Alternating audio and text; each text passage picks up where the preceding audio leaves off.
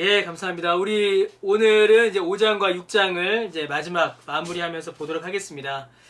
그, 예. 바로 이제 들어가겠습니다. 자, 에베소서 5장입니다. 3장 그리고 4장 중간까지는 이제 우리의 믿음에 대한 내용이었습니다. 정확히는 이제 보통 이제 학자들은 4장 16절까지가 믿음의 내용이다 이렇게 이야기에 설명을 많이 합니다. 에베소서 1장부터 4장 16장 6절까지는 믿음, 그리고 4장 17절부터는 이제 믿음의 삶 이렇게 많이들 설명을 해요. 그래서 4장 17절 이후부터 5장, 6장은 이제 우리의 믿음, 그리고 믿음으로 살아가는 삶에 대해서 우리에게 이야기를 해줍니다. 여러분 우리가 이 부분을 참 잘 이제 우리 아시겠지만 우리가 믿음이 생기면 이 믿음은 반드시 우리의 삶에서 열매를 이제 맺어야 하고 또 실제로 맺습니다. 그런 과정들이 자연스럽게 우리 안에 이어져야 되고요. 그리고 이 믿음의 내용이 삶의 열매로 나타날 때에 이게 진짜 성령 충만입니다.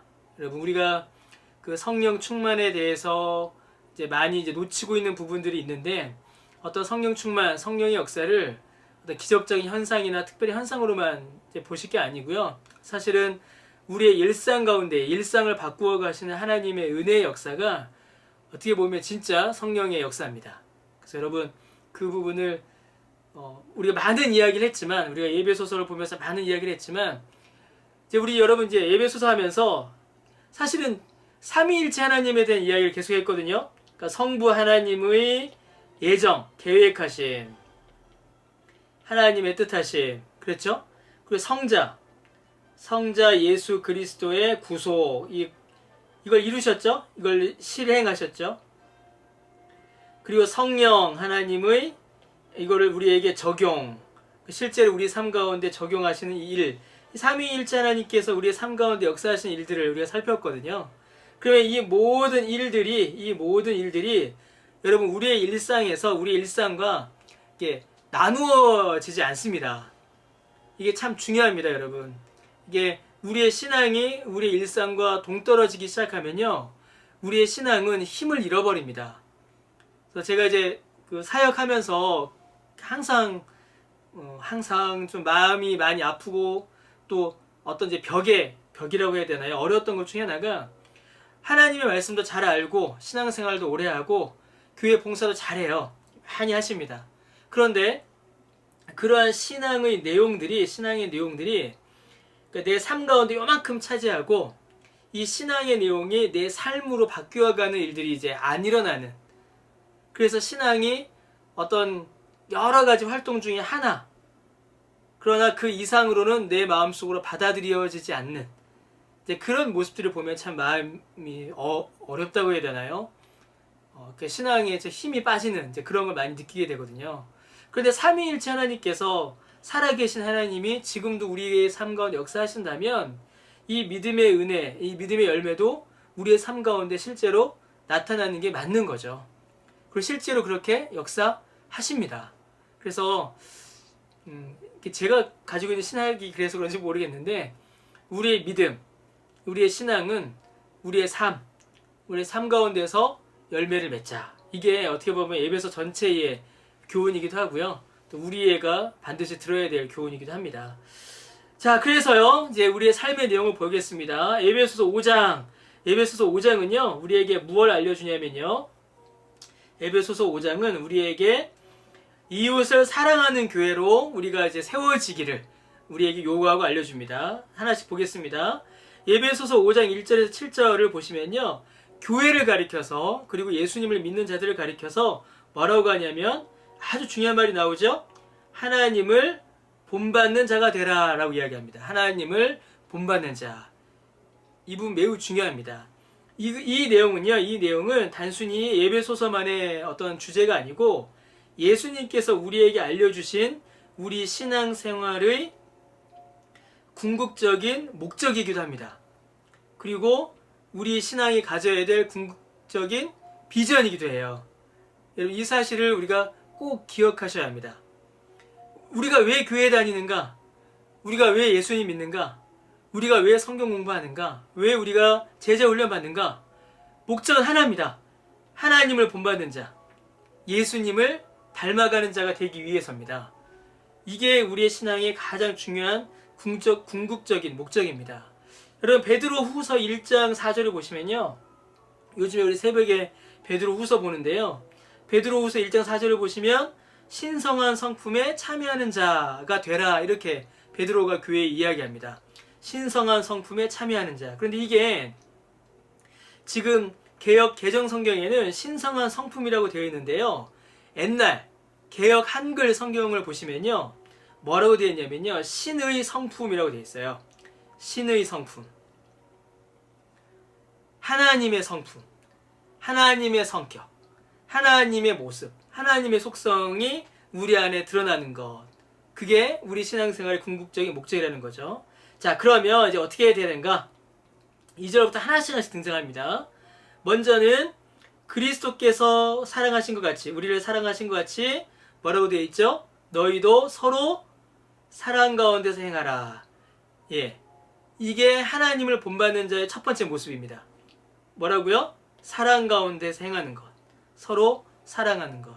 예, 이게 너무나 중요합니다. 예수님께서 우리를 얼마나 사랑하셨냐면요, 자신을 버리사 향기로운 제물과 희생제물로 자기 자신을 하나님께 드리셨습니다. 목숨을 다하여 사랑하셨죠. 그러므로 우리도 서로 사랑할 때 어떻게 사랑할까요? 정말 목숨을 다하여 정말로 사랑해야 됩니다. 진심으로 사랑해야 돼요. 그래서 여러분, 부부관계가 굉장히 중요합니다. 여러분 혹시 그런 거 보셨는지 모르겠어요. 부부관계가 좋으면 대인관계도 원만할 때가 많습니다. 그러한 사랑의 관계들이 계속 이어져 나가거든요. 자, 계속 볼게요. 자, 사랑 가운데 생활하라 되어 있습니다. 그 다음에 이제 뭘 버려요? 음행을 버려야 하고, 온갖 더러운 것, 탐욕은 어떻게 하라고요? 이름조차도 부르지 말라라고 되어 있습니다. 우리 안에서 지워버려야 되는 거죠. 음행과 더러운 것과 탐욕입니다. 자, 좀 더 구체적으로 볼게요. 그러면 이제 어떤 말을 하면 안 되는가? 누추함. 여러분, 이 누추함은요, 이게 정확한 의미로는 음담패설입니다. 예, 놀라셨죠? 음담패설이에요. 그리스도인은 음행을 버려야 되잖아요. 그러니까 음담패설을 하면 안 됩니다. 농담으로라도 그런 말들은 피해야 하고요.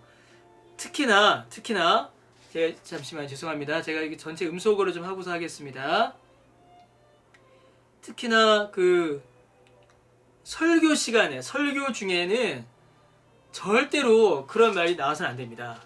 그 이제 최근에 어떤 목사님들 같은 경우에 설교 중에 아주 이제 이런 말들을 하시는 분들이 있으세요.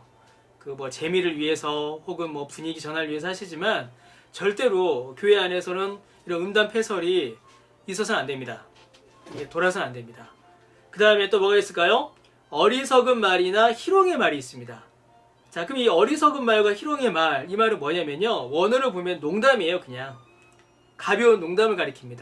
자, 그런데 좀 더 정확한 의미는 뭐냐면요, 제가 막 날려 써놨는데, 사람을 깎아내리는 말을 의미해요. 사람을 깎아내리는 말. 그러니까 다른 사람의 인격을 깎아내리거나, 다른 사람을 모욕하거나, 혹은 다른 사람의 약점을 드러내므로 어떤 사람을 우스갯거리로 만드는 그런 말들 있지 않습니까? 여러분, 어떤 사람의 신체적인 약점을 막 약올린다거나 그런 말들을 어리석은 말, 희롱의 말이라고 합니다. 자, 그럼 그리스도인이 음행을 하지 않아야 되니까 음담패설 하지 말아야죠. 그렇죠? 온갖 더러운 것과 탐욕, 사람이 욕심을 추구하고 다른 사람들을 괴롭게 하여 내가 즐거움을 얻는 이 어리석은 말이나 희롱의 말도 어떻다고요? 여러분, 성도들에게는, 그리스도인에게는 마땅치 않다 되어 있습니다. 마땅치 않다. 그래서 사실 이제 5장 6장은요, 그냥 읽어만 나가도 됩니다. 이런 말들을 우리 안에서 끊어내야 합니다. 그리고 오히려 어떤 말을 하라고 되어 있어요? 감사하는 말을 하라라고 되어 있습니다. 감사하는 말. 누구에게 감사할까요? 먼저는 하나님께 감사하고, 그 다음에 또 누구에게 감사해야 돼요? 함께 신앙생활하는 믿음의 지체들에게 감사하는 말을 해야 됩니다. 그러니까 우리 안에는 이런 말들은 사라지고 감사하는 말이 우리 안에 더 있어야겠죠. 이 가정에서도 마찬가지입니다. 이게 지금 계속 이 논리가 계속 확장되거든요. 여러분 하나씩 계속 볼게요. 그리고 이제 하나만 제가 놓치고 왔는데 이 1절에 하나님을 본받는 자 되라 이 말이 있죠. 이 말이 지금 5장과 6장에서 계속 나타날 어떤 그 삶의 모습의 가장 중요한 키워드가 됩니다. 우리가 만약에 하나님을 본받아요. 우리가 하나님을 본받는다면, 하나님을 닮아간다면, 예수님을 닮아간다면 여러분 우리 안에서 이런 말들이 나오겠습니까? 안 나오겠죠. 예수님을 닮아간다면 이런 행동들이 우리 안에 안 나와요. 점점 줄어들게 됩니다. 자, 그래서 이 하나님을 본받는 자 된다. 이 말에서 계속 내용들을 하나씩 살펴보겠습니다. 자, 그래서요, 어떻게 되냐면, 정녕 우리가 알아야 될 게 있습니다. 무엇을 알아야 되냐면요, 음행하는 자, 더러운 자, 탐하는 자, 곧 우상숭배자라고 해요. 음행과 더러운 것을 더러운 자나 탐하는 이 더러운 자도 위에 같이 이어지는 건데요. 왜 이 사람들을 왜 우상숭배자라고 하냐면요, 여기에 빠지게 되면 음행과 이 더러운 것, 이것도 이 음담패설이라든가 그런 걸 함께 가르치는 말이거든요. 혹은 탐, 자기의 욕망에 사람이 빠지게 되면 어떻게 될까요? 하나님을 멀리하게 됩니다. 하나님을 사랑하지 않게 돼요. 겉으로는 신앙생활 한다라고 하지만 여기에 빠지게 되면 하나님을 멀리하게 되고 하나님으로 인정하지 않게 됩니다. 하나님보다 더 사랑하게 돼요. 그래서 이걸 가리켜서 우상 숭배자라고 하는 겁니다. 그러면 이 우상 숭배자는 어떻게 돼요? 그리스도와 하나님의 나라에서 기업을 얻지 못한다라고 되어 있습니다. 예수님을 믿으면 이러한 변화들이 우리에게 나타나는 겁니다. 그러므로 하나님의 나라를 기업으로 얻지 못하는 이러한 일들, 이러한 행위들은 우리 안에서 끊어내고 점점 멀어지게 해야겠죠. 계속 보겠습니다. 누구든지 헛된 말로 너희를 속이지 못하게 하라. 이로 말미암아 하나님의 진노가 불순종의 아들들에게 임하나니 그러므로 뭐라고 되어 있어요? 그들과 함께하는 자가 되지 말라 라고 되어 있습니다. 여러분 이 부분을 우리가 잘 이해하셔야 합니다. 이 부분을 6절도 그렇고요. 여러분 우리가 세상에 나가서 사람들을 사귀어야죠. 그렇죠? 근데 여러분 세상 사람들 그리고 불신자들은요 우리가 불쌍히 여겨야 할 대상입니다. 그렇죠? 우리가 불쌍히 여겨야 될 대상이에요. 그러나 뭐는 아니에요? 우리가 이게 뭐라고 해야 될까요? 사귀어야 할 대상은 아닙니다. 그러니까 이 부분은 우리가 잘 이해하셔야 합니다. 그러니까 여러분 신앙생활은 사실은 이제 외롭잖아요. 그렇지 않으십니까?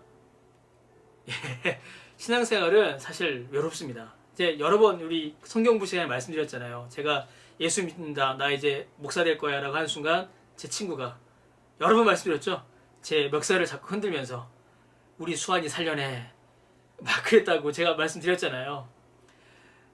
제 고등학교 때 친구들, 특히 이제 대학 때 친구들 같은 경우에는요, 제가 신학교 가고 목사가 된 이후로 거의 다 연락이 끊어졌습니다. 이제 물론 제가 성격이 안 좋아서 그럴 수도 있어요. 그러나 그 친구들이 살아가는 문화, 그리고 그 친구들이 살아가는 어떤 인생의 목표, 즐기는 것들과 제가 신자로서 살아가는 삶의 모습이 어울리지가 않아요. 잘. 제가 저기 뭐 동창회나 저희 동문회 가면은 진짜 제 동문은 이제 거제도니까요. 경상도 거제도 사람들이기 때문에 아주 막 거칩니다. 친구들 만나면 일단은 욕으로 시작해서 욕으로 끝나요. 모든 대화가 다 욕이에요, 그냥.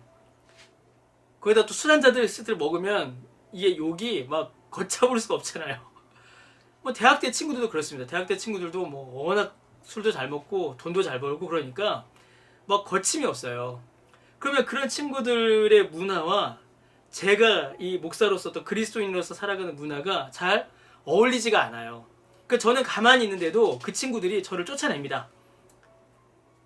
야, 이 목사 집에 가 이래요. 너 재미없어. 너 집에 가 이래버립니다. 저는 아무 소리 안 했거든요. 가만히 있는데도 친구들이 저를 쫓아내요. 여러분, 이게 참 중요합니다. 우리가 세상 속에서 세상과 분리되진 않아요. 세상과 함께 살아야 합니다. 그러나 예수 믿는 그 믿음으로 인해서 세상 사람들과 세상의 문화와 어느 정도의 이게 구별이죠. 구별됨은 우리에게 반드시 있어야 합니다. 이 구별의 다른 이름이 뭘까요? 여러분 혹시 아시나요? 이 구별의 다른 이름? 구별됨의 다른 이름, 거룩이에요. 거룩. 신자의 능력은 이 구별됨과 거룩에 있습니다. 계속 볼게요. 그래서 그들과 함께하는 자가 되지 말라. 이 말은 완전히 담쌓고 그들과 외면하고 그들과 완전히 끊어라. 이게 아니라 뭐라고요? 그들 안에서 구별되라. 거룩함을 잃어버리지 마라. 라는 이야기입니다. 왜냐하면 이제 우리는 누구기 때문입니까? 이제 우리는 빛의 자녀들이기 때문이에요. 우리는 이제 어둠에 속한 자들이 아니라 빛에 속한 자들이기 때문입니다. 우리가 전에는 어둠이었죠. 죄와 사망의 지배 아래에 있었습니다. 예수님 믿기 이전에는. 그러나 이제는 누구 안에서요? 예수님 안에서. 예수님을 믿는 믿음 안에서. 예수님 안에서 이제 우리는 뭡니까 여러분? 빛이에요. 빛. 여러분 이 사실을 잊으시면 안 됩니다. 예수님께서 우리에게 너희는 세상의 소금이 되어라. 너희는 세상의 빛이 되어라. 이렇게 말씀하셨나요? 그 본문을 잘 보셔야 됩니다. 예수님께서 우리에게 이제 너희는 소금이 되어라.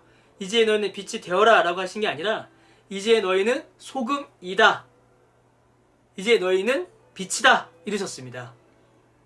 예수님을 믿는 그 순간 예수님 안에서 우리는 이미 빛인 거예요. 그래서 우리는 가만히 있어도 우리를 통해서 뭐가 드러납니까? 예수님의 빛이 드러나야 됩니다. 드러납니다. 이거 정말 여러분 이거는 정말 자연스럽습니다. 예수 믿는 사람은요 그냥 예수님이 드러나요. 드러납니다. 참으로 예수님을 믿는 사람은 그 사람을 통해서 예수님이 드러납니다. 그래서 우리를 가리켜서 빛이라. 그러므로 우리는 어떻게 행하라고요? 빛의 자녀들처럼 행하라 라고 되어 있습니다. 근데 이 처럼을요 여러분 영어 like로 이해하시면 안 돼요. 빛의 자녀가 아닌데 빛의 자녀들처럼가 아니라 이 말은 정확히 번역하면요 빛의 자녀들처럼이 아니라 빛의 자녀들답게 행하라 이렇게 됐습니다. 답게 행하라. 빛의 자녀들답게 행하라.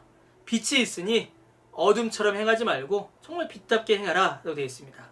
자, 그러면 그 빛은 어떻게 나타나는가? 나타나죠? 이제 우리가 빛처럼 행하면 이 빛이 막 이제 뿜어져 나올 텐데 그 빛의 열매가 무엇이냐면요. 빛의 열매는 모든 뭐라고 되어 있습니까? 착함. 제가 지난번에 말씀드렸는데요.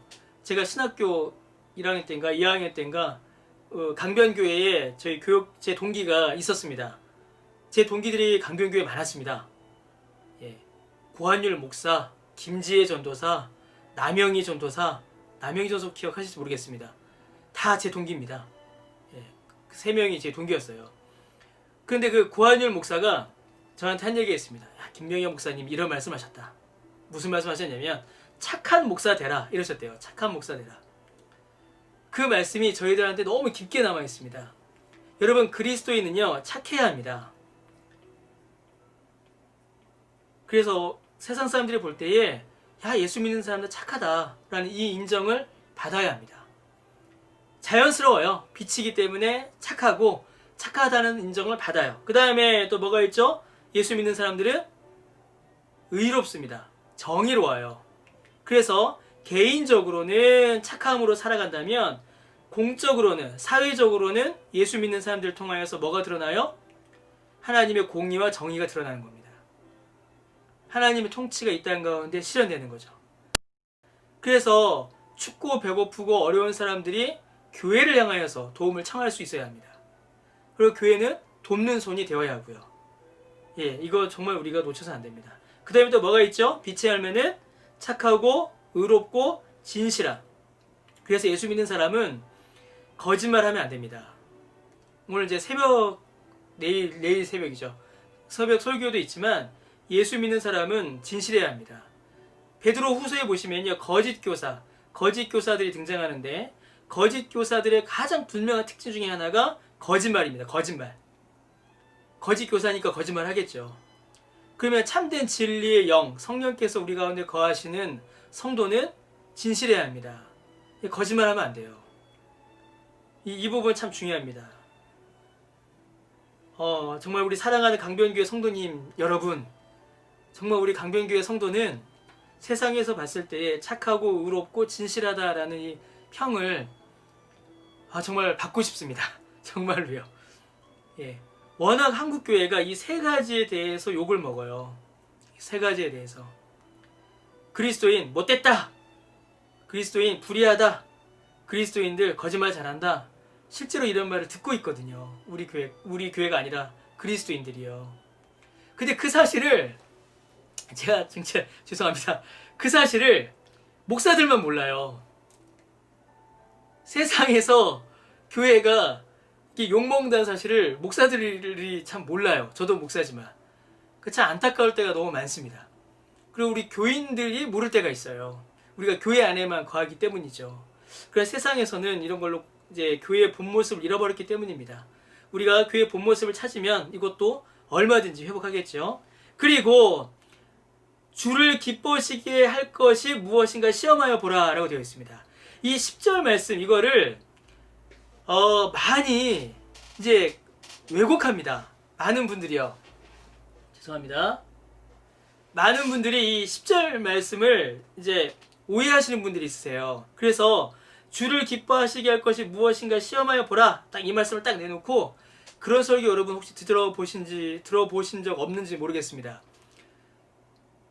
그냥 우리끼리 얘기하니까 기도원 가면은 그렇게 설교합니다. 자, 여러분 주를 기쁘시게 할 것이 무엇인지 우리 한번 하나님을 시험해 봅시다. 헌금 100만 원, 헌금 1000만 원 이래요. 하나님께서 헌금 5만 원을 기뻐하시겠습니까? 헌금 10만 원을 기뻐하시겠습니까? 하나님을 시험해 봅시다. 헌금 10만 원 하면 하나님께서 더 기뻐하십니다. 이렇게 설교하시는 분들이 계셨어요. 예전에는. 지금도 계신지 모르겠지만은 그래서 이 부분을 오해하는 분들이 많습니다. 하나님을 기쁘시게 할 것이 무엇인가 시험해 보라. 근데 여러분 이 말은요, 그런 말이 아니라 주를 기쁘시게 하다라는 이 말의 정확한 의미는 뭐냐면 주님의 뜻과 일치하는가 라는 의미예요. 그러니까 정확히 이 본문을 이해하면요, 우리의 행실, 우리가 빛으로 살아가는 모습이 하나님의 뜻과 일치하는가를 시험해 보라 라는 의미예요. 그러니까 하나님을 시험하라는 말이 아닙니다. 하나님을 시험하라는 말이 아니라 내가 지금 주님의 뜻과 일치하고 있는지 내 모습을 점검해 보라 라는 이야기예요. 점검해 보라. 여러분 이거 굉장히 중요한 의미죠. 그래서 원문을 우리가 좀 더 정확히 이해하셔야 합니다. 그래서 여러분 보세요. 자, 빛처럼 행하라 라고 해놓고서는 하나님이 더 좋아하시면 더 많이 주시니까 시험해라. 하나님 시험해라. 이렇게 문맥이 이어질 수가 없잖아요. 빛의 자녀들처럼 행하라. 그러면 이게 하나님의 뜻이니 주님의 뜻이니 우리가 그 주님의 뜻에 일치하고 있는지 일치하는지 주님의 뜻에 부합하고 있는지 한번 점검해 보라. 지금 그렇게 이야기하고 있는 겁니다. 자, 그러면 어떻게 될까요? 점검합니다. 자, 점검했는데 열매 없는 어둠의 일에 참여하지 말고 빛이 아닌 어둠의 일, 빛의 열매를 맺지 못하는 세상의 악한 일에 참여하지 말고 도리어 어떻게 하라고요? 책망하라. 이게 아주 중요한 말이죠. 그럼 무슨 말입니까? 예수 믿는 사람은 세상의 어둠,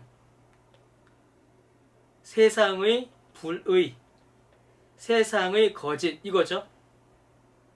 혹은 교회의 어둠과 불의와 거짓에 대하여 책망할 수 있어야 합니다. 굉장히 중요한 말입니다. 우리가 위로의 말, 사랑의 말, 격려의 말은 좋아하잖아요. 그런데 예수 믿는 그 믿음은 우리 안에 책망의 말도 허용합니다. 책망의 말도 있어야 합니다. 그래서 설교는 여러분 위로와 사랑과 격려도 중요하지만 책망의 말도 설교할 수 있어야 하고 여러분들이 그 설교를 들으실 수 있으셔야 합니다. 저도 사실은 되게 이 부분에 대해서 회개할 때가 많습니다. 이제 분명히 성경 본문에 책망의 말이 있거든요. 책망의 말이 있는데 제가 어떨 때는 설교하다가 마음이 좀 이렇게 약해져서 그걸 넘어갈 때가 가끔 있어요. 근데 요즘은 여러분 제가 온라인으로 하잖아요. 그 설교할 때 여러분이 안 계시잖아요. 화면만 카메라만 보거든요. 그러니까 제가 조금 담대해져서 요즘에는 얼굴이 안 보이시니까 담대해져서 제가 설교 중에 책망의 말도 요즘에는 좀 많이 합니다. 합니다. 요즘에는 이제 또 다시 대면하면 이제 못하겠죠. 여러분의 그 얼굴이 보이니까요. 그러나 우리가 설교를 통해서 말씀을 통해서 함께하는 중간에는 세상을 향하여서 또 교회를 향하여서 어둠과 불의와 거짓이 나타날 때에는 책망의 말도 우리가 또한 할 수 있어야 합니다. 그들, 이 악인들, 열매 없는 사람들이 이 은밀히 행하는 것들은요, 말하기도 부끄러운 것들입니다. 그러나 책망의 유익이 나타나죠. 책망의 유익이 나타납니다. 우리의 책망은 단순한 비난으로 끝나는 게 아닙니다. 단순히 비판으로 끝나는 게 아니에요. 책망을 받는 모든 것은 아주 중요한 말이 나오죠. 빛으로 말미암아 드러나나니 드러나는 것마다 빛이다 라고 이야기합니다. 이게 우리의 책망의 유익입니다. 정말 기도 가운데에 말씀 가운데에 사랑으로 책망할 때에 그 책망은요 그리스도인의 빛으로 드러나요. 그래서 두 가지의 일이 나타납니다. 두 가지의 일. 우리의 책망은 두 가지의 열매를 맺어요. 첫 번째로는요 소극적으로 부끄러운 것을 드러냅니다. 우리가 책망할 때 죄를 드러내요. 죄. 그거 나쁜 겁니다. 그거 불의한 겁니다. 그거 거짓입니다. 라고 우리의 부끄러운 것을 드러내는 소극적 유익이 있어요. 소극적 유익만 있는 것이 아니라 적극적인 유익도 있습니다. 무엇이냐면요. 우리가 진리의 빛을 드러낼 때에 진리, 곧 바른 길을 드러내게 됩니다. 여러분 우리가 밤거리를 걷다가 이렇게 플래시 라이트를 딱 켜면은 이런 일이 나타나잖아요. 라이트를 딱 켜면 우리 앞에 있었던 장애물이 드러나요. 이게 소극적 유익이죠. 우리의 부끄러운 것이 드러납니다. 그런데 거기서만 끝나지 않고 우리가 라이트를 딱 켜면 적극적인 유익, 우리가 가야 할 길이 바르게 드러납니다. 이게 우리가 하는 이 책망, 때로는 우리가 받는 그 책망의 유익입니다. 무조건 나쁜 게 아닙니다. 믿음 안에서 말씀을 통하여 기도 가운데에 사랑으로 책망할 때에 이런 유익이 나타나죠. 그래서 여러분 우리는 책망하는 것을 신중하게 해야 됩니다. 함부로 하면 안 돼요. 책망이 함부로가 되면 비난이 되기가 쉽기 때문이죠. 그러나 우리가 정말로 사랑하는 마음으로 진지하게 말씀에 의지하여 책망할 수도 있어야 합니다. 이게 아주 중요합니다. 책망이 사라진 시대라고 하거든요. 요즘에는 단순히 사람들의 마음을 부드럽게 하는 거기에만 초점을 맞추다 보니까 책망을 우리가 잃어버릴 때가 많이 있습니다. 그러나 이 책망의 유익이 분명히 있습니다. 그러므로 이르시기를 잠자는 자여 깨어서 우리에게 하시는 말씀입니다. 죽은 자들 가운데서 일어나라. 우리는 이 부르심을 받은 겁니다. 예수님께서 우리를 구원하실 때에 죽은 자들, 여기 이 은밀히 행하는 자들, 열매 없는 어둠의 일에 참여하는 자들, 거기에서 일어나서 그리스도께서 비추이시는 그 빛을 따라 진리의 길로 나아가라 라고 이렇게 이야기하는 거죠. 자, 그러면 우리가 또 어떻게 살아갈 것인가 좀 더 나아가 보겠습니다. 좀 더 보겠습니다. 자, 이러한 빛의 자녀의 삶, 이런 하나님을 닮아가는 자의 삶을 살기 위해서 그러면 어떻게 해야 되는가? 무엇을 해야 되는가? 그런즉 너희가 어떻게 행할지를 자세히 주의하여 아주 중요한 말이 나옵니다. 지혜 없는 자 같이 하지 말고 오직 뭐라고 되어 있어요? 지혜 있는 자 같이 하라 라고 되어 있습니다. 지혜 있는 자 같이 하라. 여기 이 지혜 있는 자, 여러분, 이 지혜 있는 자란 말이 아주 중요한 말입니다. 이 지혜 있는 자의 그 원어를 아시면 여러분 아마 깜짝 놀라실 겁니다.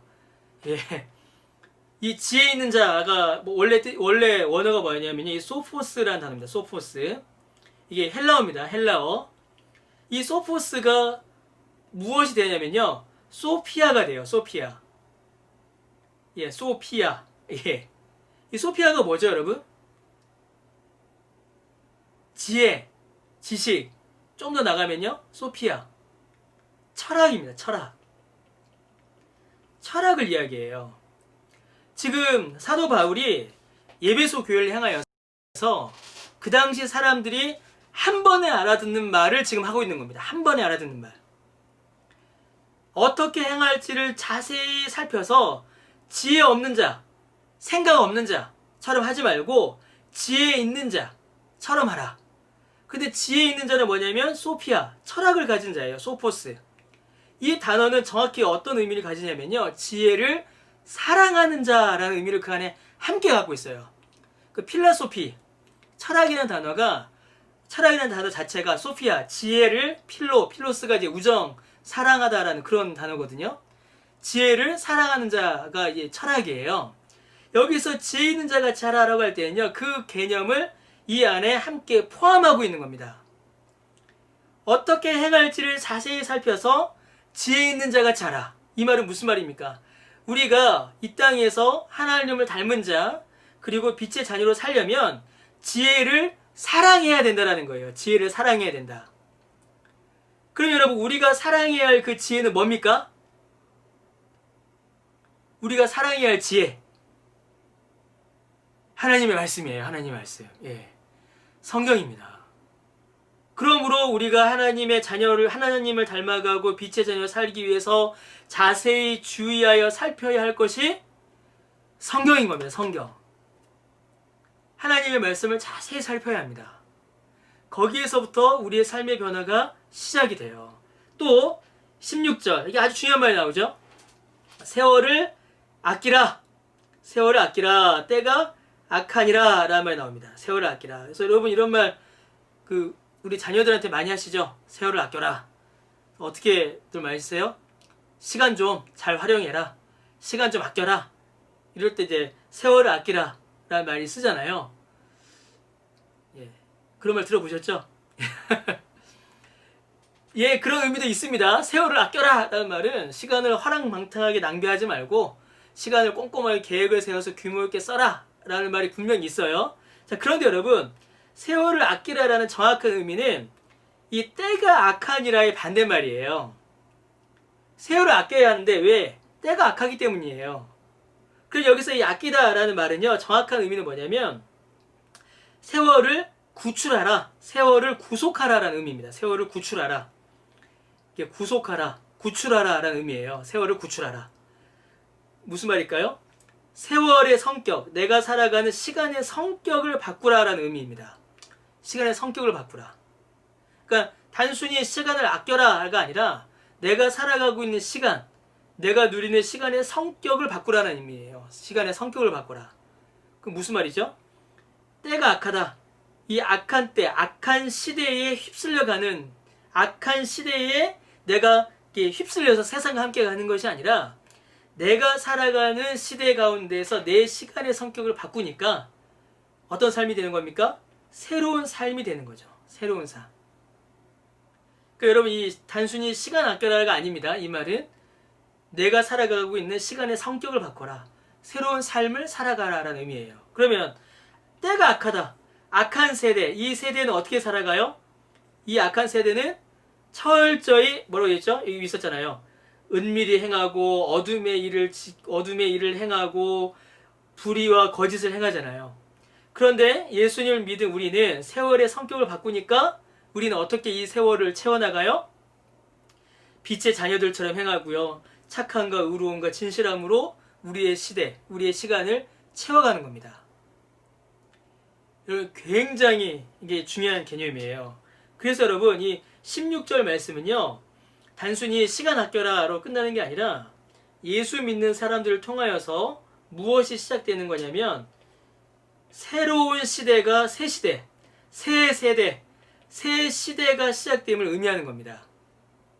뉴 제너레이션이에요. 뉴 에러라는 단어를 쓰는데 새로운 세대, 새로운 시대가 예수 믿는 사람들을 통하여서 시작되는 겁니다. 예. 막 벅차지 않으십니까? 예, 이거 저는 되게 벅차요. 이 말씀들 볼 때마다 굉장히 벅차오릅니다.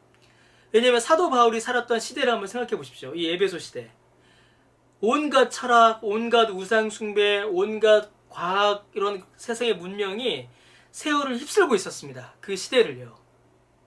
그런데 예수 믿는 사람 한 사람을 통하여서 그 악한 세대가 새로운 세대로 바뀌어가는 거예요. 그래서 여러분, 예수 믿는 사람들, 이 예수님의 제자들은 새 시대를 여는 사람들입니다. 이 굉장히 중요한 개념입니다. 가정에서, 직장에서, 학교에서, 이 사회 속에서 새로운 세대, 새로운 시대, 진짜 뉴 제너레이션이 시작되는 거예요. 여러분, 우리의 이 믿음의 역동성, 믿음의 능력을 너무 우리가 작게 생각하셔서는 안 됩니다. 우리가 겸손해야죠. 겸손해야 합니다. 그러나 우리의 믿음의 능력은요, 이 세대를 바꾸는 능력입니다. 이 시대를 바꾸는 능력이에요. 그런데 우리가 너무 이 믿음의 능력과 믿음의 영향력을 너무 이렇게 축소해서 생각하지 않는가, 우리가 한번 돌아볼 필요가 있습니다. 그래서 우리가 더 성경을 공부해야 됩니다. 더 알아야 하고요. 자, 계속 볼게요. 자, 그러므로 세월을 아끼랍니다. 세월의 시대를 바꾸라고 했어요. 그러므로 어리석은 자가 되지 말고, 나오죠, 드디어. 이 지혜 있는 자가 무엇인지, 이 지혜 있는 자가 정체가 무엇인지 나타납니다. 그리고 시대를 바뀌기 위해서 어떻게 해야 되는지 나타나요. 어리석은 자가 되지 말고 지혜 있는 자가 되어야 하는데, 어떻게 해요? 오직 주의 뜻이 무엇인가 이해해야 합니다. 주님의 뜻. 말씀 가운데 말씀의 지혜를 깨달아야 한다는 거죠. 이를 위해서 여러분, 아주 중요한 말이 나오죠. 아주 중요한 말 나옵니다. 뭐가 나오죠? 뭐 하지 말라고 되어 있습니까? 술 취하지 말라. 이는 뭐라고 되어 있죠? 방탕한 것이니 오직 성령으로 충만함을 받으라. 예, 한국 교회 역사 가운데 수많은 사람들을 시험에 빠뜨렸던, 그 말씀이 드디어 나왔습니다. 제 친구 중에 하나는 이 구절 때문에 교회에 오기를 거절하는 친구도 있었습니다. 술 취하지 말라. 이는 방탕한 것이니 오직 성령으로 충만함을 받으라. 여러분, 이 말씀을 잘 이해하기 위해서는 술 취해 보시면 됩니다. 술 취하면 자기의 이성대로, 자기의 뜻대로 살아가지 못하는 겁니다. 술이 자기를 지배하게 돼요. 이성적인 판단과 행동을 하지 못하게 됩니다. 그러니까 술 취하지 말라라고 하는 거예요. 대신에 성령의 충만함을 받으면 어떻게 될까요? 이것도 성령 충만해 보신 분들은 아시죠? 저는 감사하게도 술 취함도 경험해보고 성령 충만도 저는 경험해 봤습니다. 성령 충만하면 어떻게 되죠? 성령께서 나를 주장하십니다. 성령께서 나를 이끌어가세요. 그럼 성령께서 나를 이끌어가시면 어떻게 될까요, 여러분? 자, 성경 전체에서 이해하셔야 합니다. 성령께서 나를 주장하시면 지혜의 말씀이 나를 인도하십니다. 하나님의 말씀을 깨닫게 되고 그 말씀의 인도하심을 우리가 쫓아가게 돼요. 그래서 여러분, 이 성령 충만함을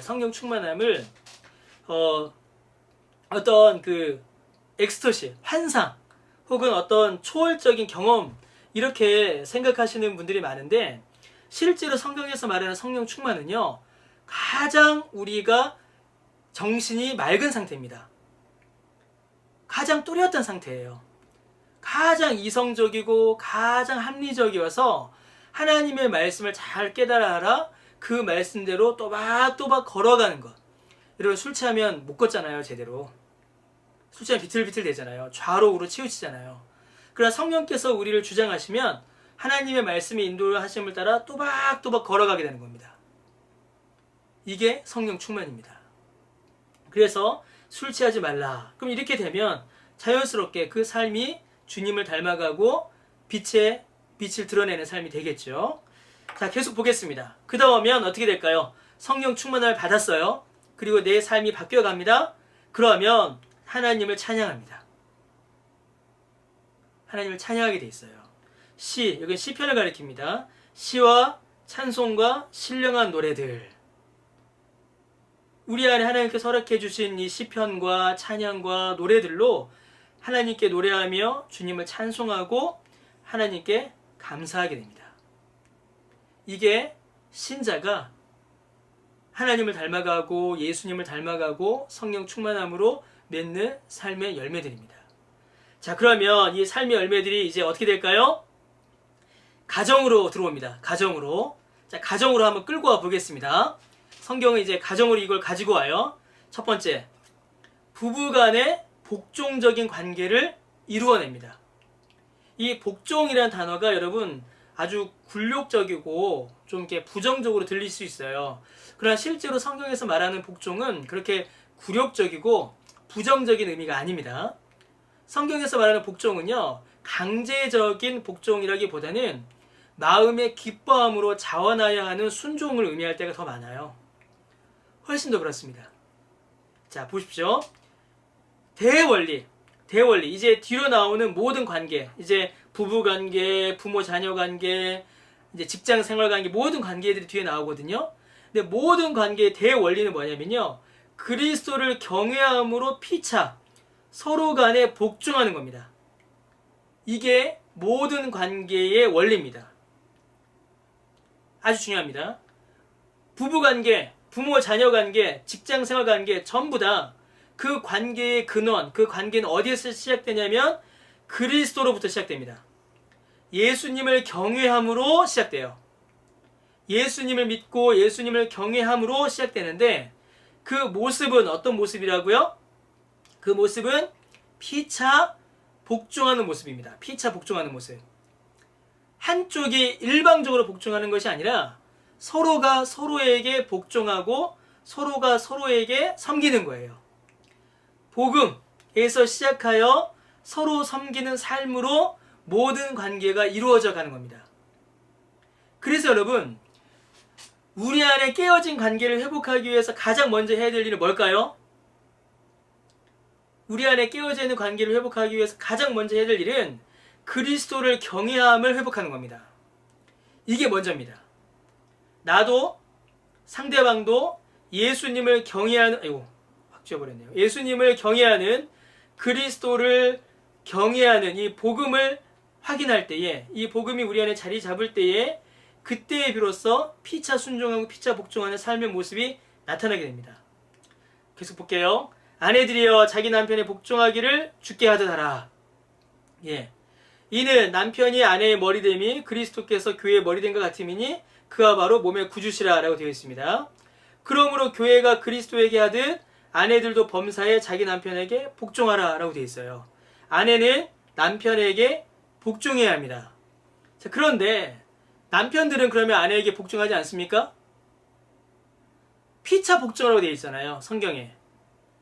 남편도 아내에게 복종합니다. 어떻게 복종하죠? 아내 사랑하기를 그리스도께서 교회를 사랑하시고 그 교회를 위하여 자신을 주신같이 하라 라고 되어 있습니다. 자, 보세요 여러분.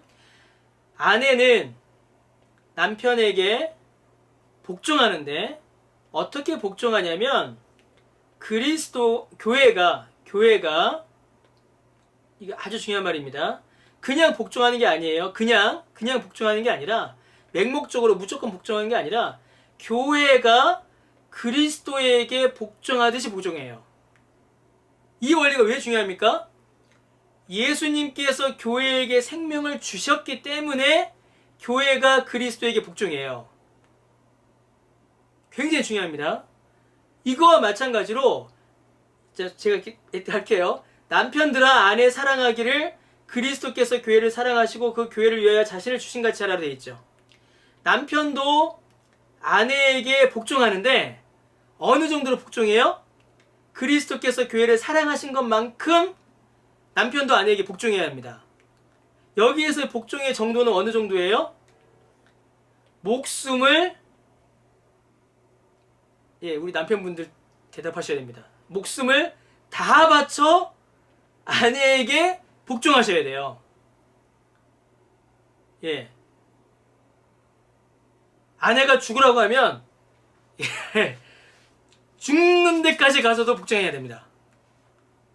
그게 남편이 아내를 사랑하는 사랑함이고 그게 남편이 아내에게 하는 복종이에요. 아내의 복종은 뭡니까? 아내의 복종. 보세요. 교회가 그리스도에게 복종하듯이 아내가 남편에게 복종해야 되죠. 이 말이 무슨 말입니까? 교회가 그리스도에게 하듯 복종하다 말은요. 삶의 전 영역에서 복종한다라는 의미입니다. 삶의 전 영역에서 복종한다. 이건 방식이에요. 방식. 방식은 삶의 전 영역에서 복종하는 거고 내 목숨을 바쳐서까지라도 복종하는 겁니다. 이게 복종의 방식이에요. 그럼 여러분 아내가 더 복종할까요? 남편이 더 복종할까요? 이 본문만 놓고 보시면요. 어떻게 생각하세요? 아내가 더 복종하는 겁니까? 남편이 더 복종하는 겁니까?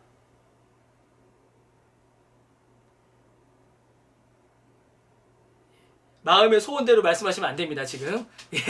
내가 원한다고 말씀하시면 안 돼요. 아내가 더 복종입니까? 남편이 더 복종입니까? 똑같습니다. 똑같아요.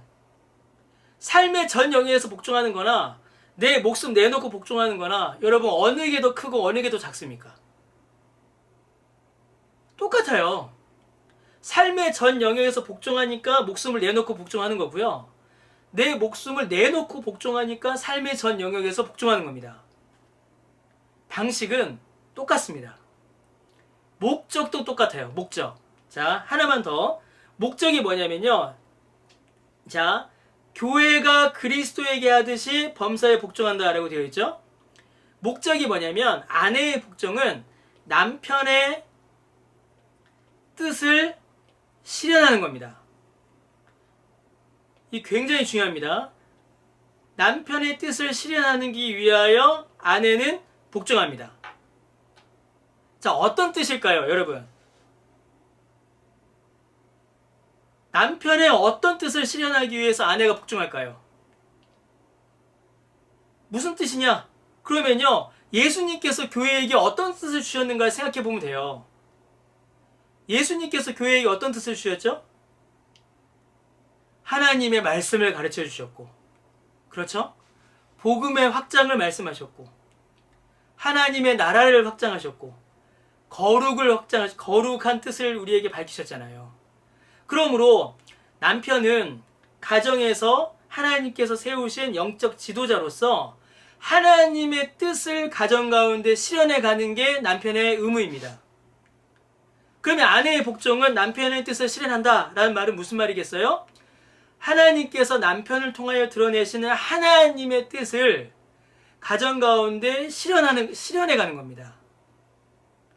그래서 우리 아내분들께서는 남편을 향하여서 지속적으로 말씀의 교훈과 말씀의 지식을 요구하셔야 합니다.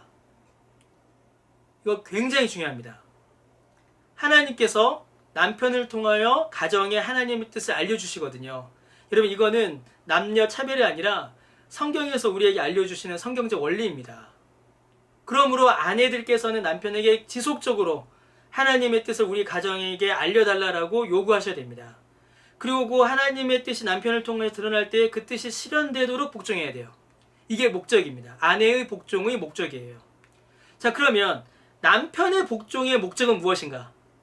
남편이 목숨을 내놓고 아내에게 복종하고 가정에 복종하잖아요. 그럼 그 남편의 복종의 목적은 무엇이냐면 여러분 26절에 나옵니다. 26절과 27절에 나와요. 아주 중요합니다. 남편의 복종, 남편의 사랑의 목적이 무엇이냐면 말씀으로 깨끗하게 하사 거룩하게 하신 예수님의 사역을 가정에서 행하는 겁니다.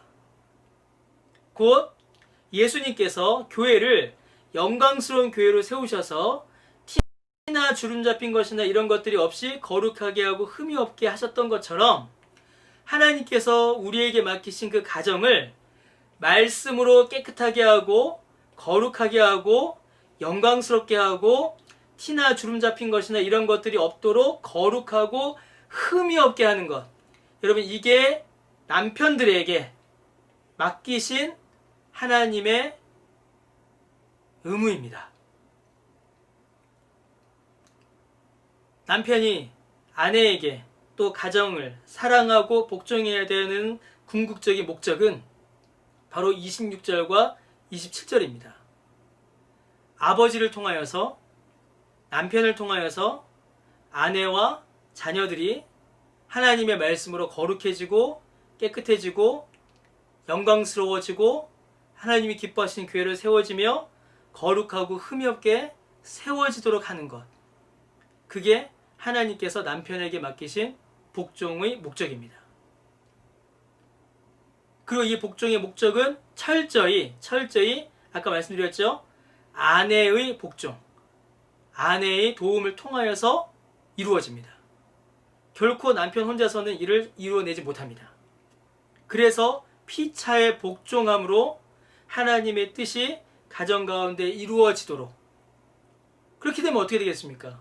남편도 아내도 자녀들도 예수님 닮아가고 거룩한 빛이 드러나고 착하고 의롭고 진실한 그 하나님의 자녀의 모습들이 그 안에서 나타나는 겁니다.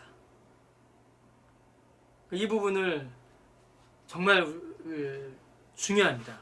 정말로 중요합니다.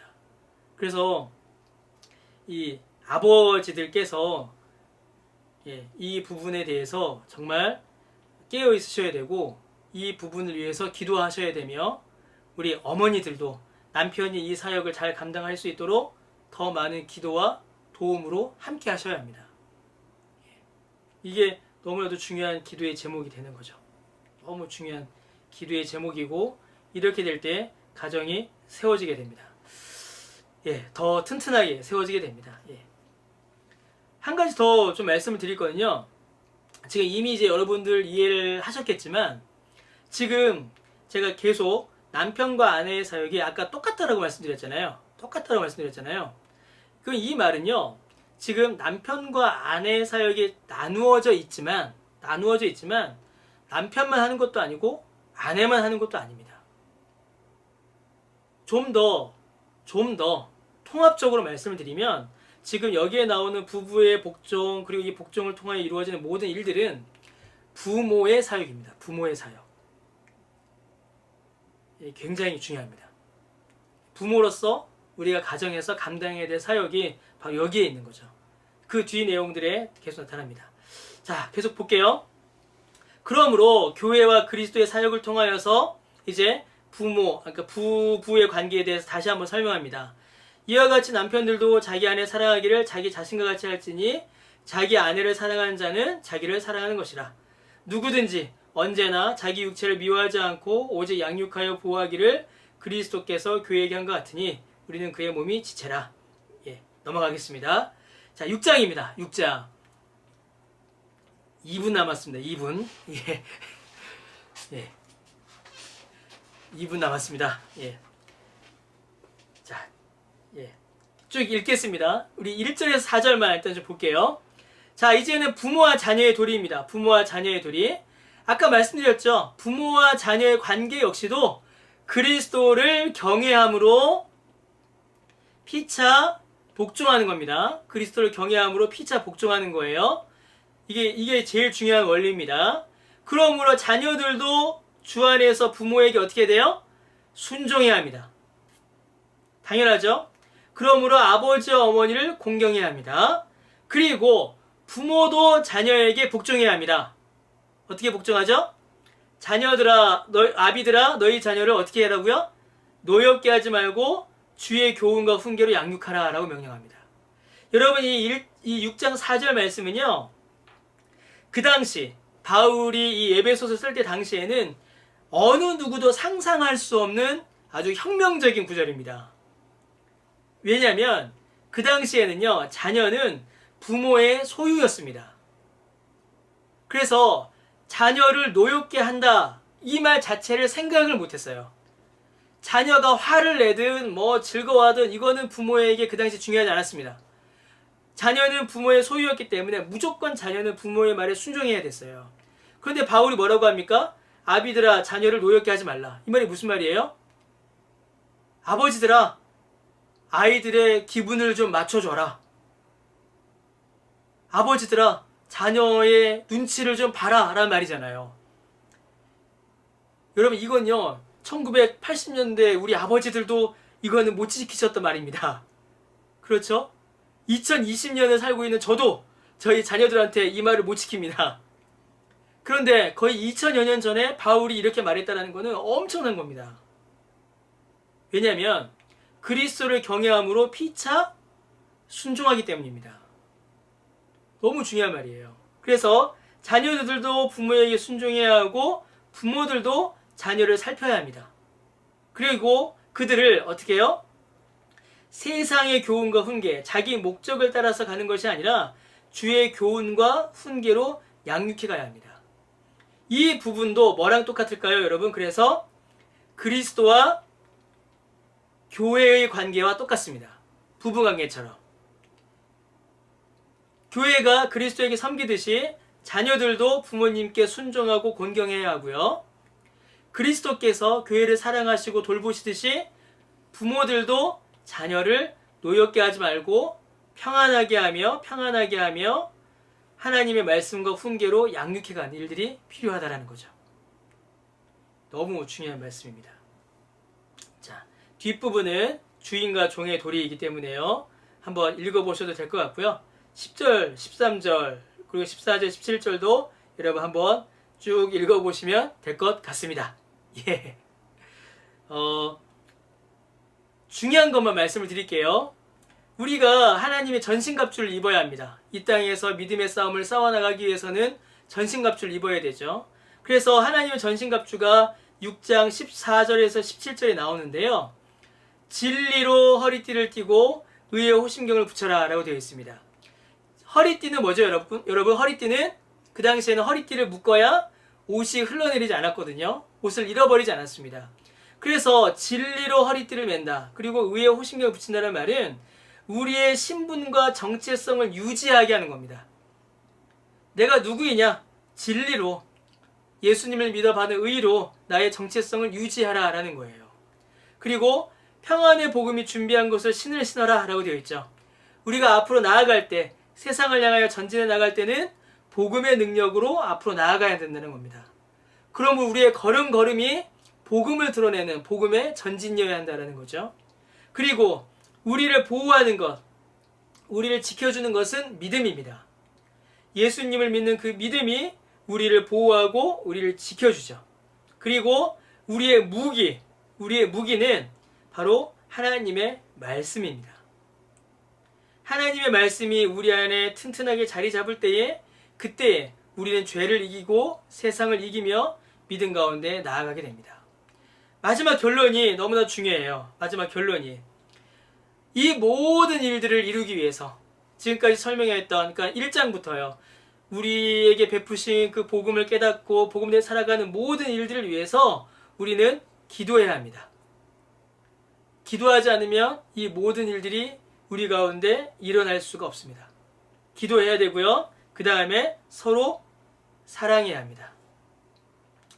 기도함으로 서로 사랑함으로 함께 믿음 안에 거할 때에 이 모든 은혜를 누리게 되는 겁니다. 예, 여기까지 하겠습니다. 저는 다 했습니다.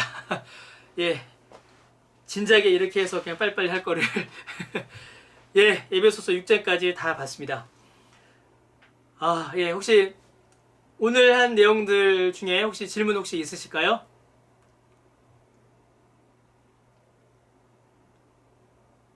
예, 질문이 예, 마이크를 누군가 켜셨는데 예, 질문이 예, 없으신가요? 예, 알겠습니다. 예, 없으신 것 같네요. 예. 예, 그러면 이제 좀 마무리를 하겠습니다. 제가 마무리하기 전에요. 제가 여러분께 이번 겨울에 꼭 좀 읽으셨으면 좋겠다 싶은 책 한 권만 제가 말씀드릴게요. 이거는 제가 정말 꼭 추천해드리고 싶은 책인데요. 이게 책 이름이 뭐냐면요. 이게 제가 책을 구원의 언어란 책입니다. 잘 보이시나요? 예, 구원의 언어. 예, 구원의 언어란 책입니다. 예. 구원의 언어라는 책인데요. 출판사는 좋은 씨앗입니다. 좋은 씨앗에서 나온 구원의 언어라는 책입니다. 이제 이 책은 이제 아프리카 선교사로 오랫동안 선교하신 선교사님께서 우리의 구원을 설명하는 그런 12개의 말들, 13개의 말들을 이제 잘 설명해 주신 책입니다. 제가 최근에 이제 이 책을 읽으면서 정말 많은 은혜를 받았습니다. 그리고 내가 받은 구원이 어떤 구원인가, 그리고 실제로 이 구원이 어떤 의미를 갖는가를 제가 정말 깊게 좀 새겼습니다. 그래서 여러분, 제가 꼭 권해드리고 싶은데 이 책은 여러분 꼭 좀 읽으시면 좋겠습니다. 정말로요. 그래서 기회가 된다면은 이 책을 우리가 함께 읽고 나누면 좋겠다는 생각도 제가 많이 들었는데요. 그래서 이 책을 가지고 제가 그냥 성경 공부 교재를 한번 만들까라는 생각도 하고 있습니다. 출판사에 이야기해서 어떤 굉장히 좋은 책입니다. 그래서 여러분 꼭 시간 있으실 때 이번 겨울에 이 책 한 권만 읽으셔도 참 좋겠다 싶습니다. 여러분 꼭 읽으시면 좋겠습니다. 꼭 추천해 드립니다. 자, 그러면 이제 마무리하겠습니다. 9월 8일부터 무려 3개월이 넘는 시간 동안 너무 애쓰셨고요. 제가 이제 하면서 사실은 제 얼굴 안 나오고 그냥 이것만 띄우고 할까라는 생각도 했었는데요. 그러면 또 너무 좀 지루해질 것 같기도 하고 그래서 그냥 제 얼굴을 띄웠습니다. 그래서 여러분 화면으로 제 얼굴 목소리 듣느라 또 너무 고생하셨고요. 제가 이거 하는 동안에 하는 동안에 좀 제가 실언도 많이 했습니다. 오늘도 제가 얼마나 큰 실언을 했습니까?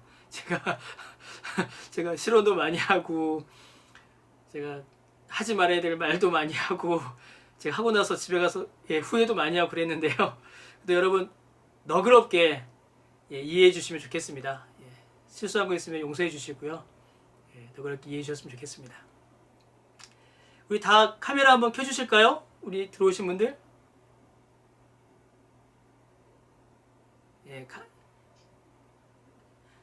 책 저자요.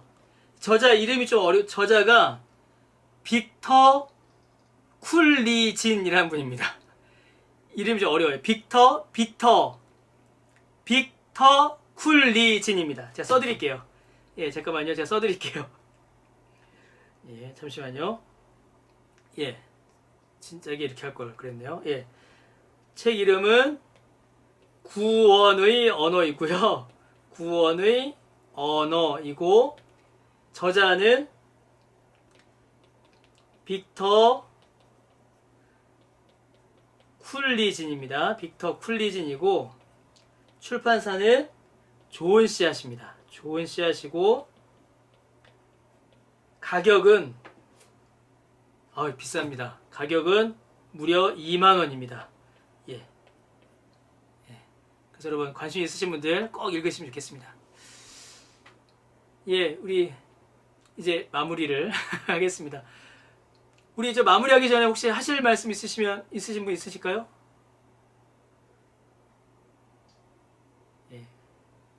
없으시군요. 하여튼 너무 수고하셨습니다. 그러면 우리 지난주 우리 약속하셨던 것처럼 우리 배순자 권사님, 우리 배 권사님께서 기도해 주시고 우리 오늘 마치도록 하겠습니다. 권사님 기도해 주십시오. 우리 다들 마이크도 한 번씩 켜주시고요. 카메라도 켜주시고 너무 3개월 4개월 가까이 너무 고생하셨습니다. 감사합니다. 감사합니다. 감사합니다. 수고하셨습니다. 감사합니다. 영씨 안녕.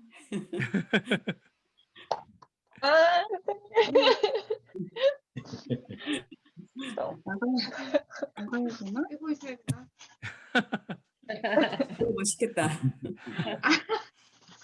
진짜. 하나님 감사해요. 저도요. 감사합니다. 수고하셨습니다. 너무 애쓰셨습니다. 감사합니다. 감사합니다. 감사합니다. 감사합니다.